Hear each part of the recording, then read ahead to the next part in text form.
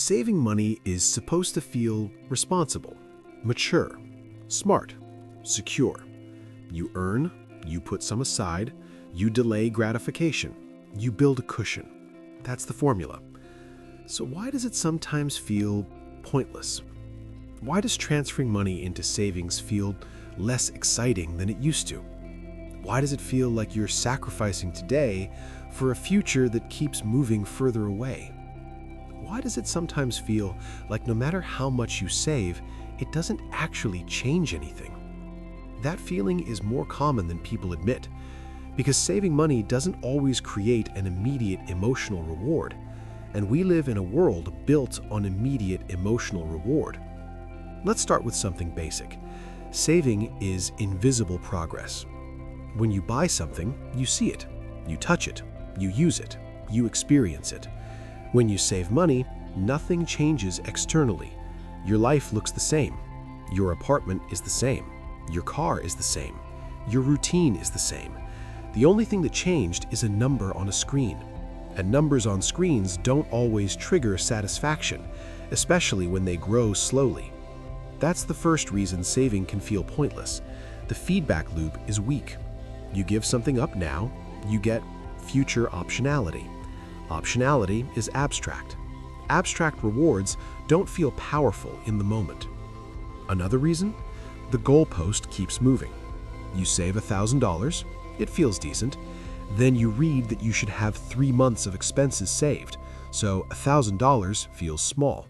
You reach $5,000, then someone says 6 months is safer. You reach $10,000, then someone mentions retirement targets in the millions. Suddenly, your progress feels microscopic. You're climbing, but the mountain keeps getting taller. That makes saving feel like running in place. Then there's inflation. You save money, but prices rise.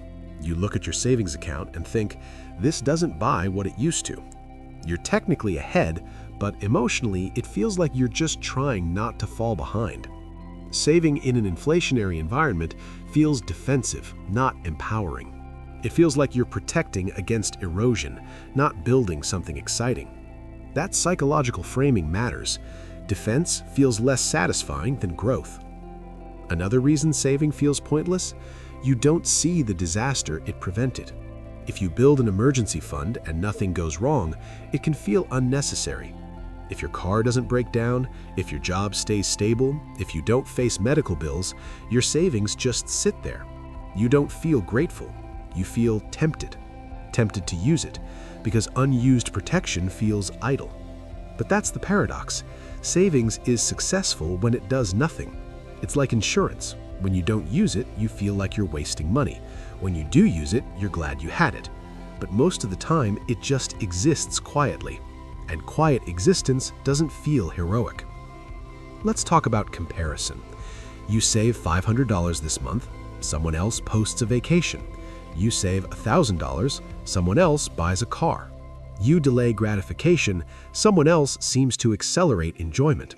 Social comparison makes saving feel like self-denial. Even if you intellectually know that appearances can be misleading, emotionally it still registers. It makes you question whether you're missing out. Saving feels like standing still while others are moving, even if that's not actually true. Then there's the modern timeline problem. You save for retirement, that's 30 or 40 years away. Your brain struggles to value something that distant. Psychologically, humans discount the future. We value today more than tomorrow. So sacrificing now for a future version of yourself that feels like a stranger, it's hard. Future you doesn't feel real. Present you does. Present you wants comfort, wants relief, wants enjoyment. Saving feels like depriving present you for a stranger's benefit. That internal conflict creates tension. Another reason saving feels pointless? You don't have a clear number attached to peace. If you don't know how much would make you feel secure, every savings milestone feels arbitrary. You hit $5,000, is that enough? Probably not. You hit $20,000, still not sure. Without clarity, savings doesn't feel like progress. It feels like accumulation without direction. Direction creates motivation. Ambiguity drains it. There's also the reset effect. You save diligently for months, then something unexpected happens. Car repair, medical expense, job gap. You use the savings and suddenly you're back where you started.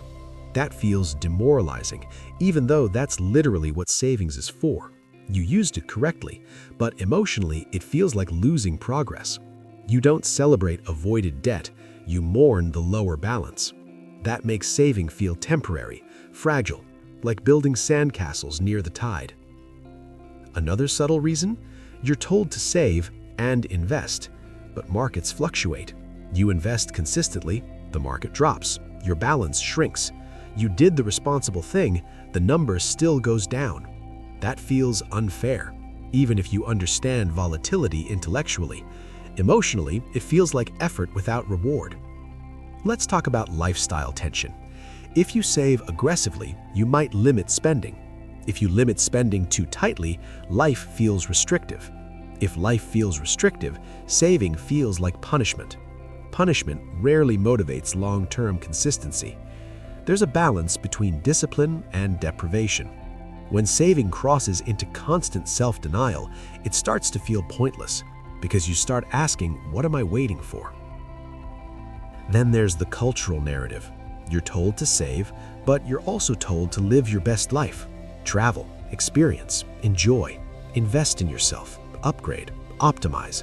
The messages conflict. So saving can feel like resisting culture, and resisting constantly is exhausting. Another layer? You might not see compounding yet. Compounding is slow in the beginning, painfully slow. The first few years of saving and investing don't look impressive. Growth feels flat. It's only later that it accelerates, but most people quit in the flat phase because it feels pointless. Compounding rewards patience, but patience doesn't feel exciting. It feels boring, and boring rarely gets celebrated. Let's zoom out. Saving money is an act of future control, but the world feels unpredictable. Inflation, market shifts, job instability, policy changes. When the future feels uncertain, saving can feel futile. You think, what if all this planning doesn't matter? What if something major changes? That uncertainty erodes motivation. If outcomes feel uncontrollable, effort feels weaker. Even if saving still statistically increases your odds, emotionally, unpredictability dampens drive. Another reason saving feels pointless? You haven't experienced the alternative. If you've never faced a major financial shock without savings, you don't fully appreciate its value. Savings prevents pain you haven't seen. Prevention is invisible. Invisible benefits don't trigger gratitude, they trigger doubt. You wonder if you're over-preparing. Let's talk about emotional payoff. Spending creates dopamine. Saving creates discipline. Dopamine is immediate, discipline is delayed. Our brains are wired for short-term reward. Saving is long-term strategy. That mismatch creates internal resistance.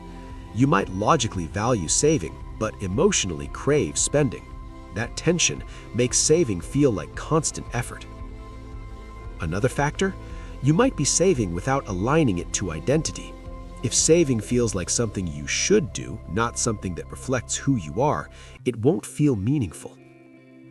When saving is tied to identity, I'm someone who builds stability, it feels purposeful. When tied to obligation, I guess I should save, it feels hollow. Purpose changes perception. Without purpose, it feels mechanical. Mechanical behaviors feel empty over time. There's also the problem of visibility. If you don't track net worth over years, you won't see the long arc. If you only look at monthly balances, you miss cumulative progress. And without visible progress, your brain assumes stagnation. Stagnation feels pointless. Tracking creates evidence. Evidence fuels motivation. Now let's address something uncomfortable. Sometimes saving feels pointless because your income is too tight. If you're stretching just to cover expenses, saving $100 feels insignificant. It feels like a drop in the ocean. When the gap between income and desired stability is wide, small savings feel meaningless. But small savings are about trajectory, not magnitude. Still, emotionally, they can feel inadequate. Let's talk about hope. Saving is fundamentally an act of hope. Hope that the future matters. Hope that planning pays off. Hope that stability is achievable. When hope weakens, saving weakens. If you feel burned out, cynical, exhausted, saving can feel like another burden, another responsibility, another thing to manage. And when everything feels heavy, motivation shrinks. Here's something important. Saving money doesn't feel good in the moment. It feels good in retrospect.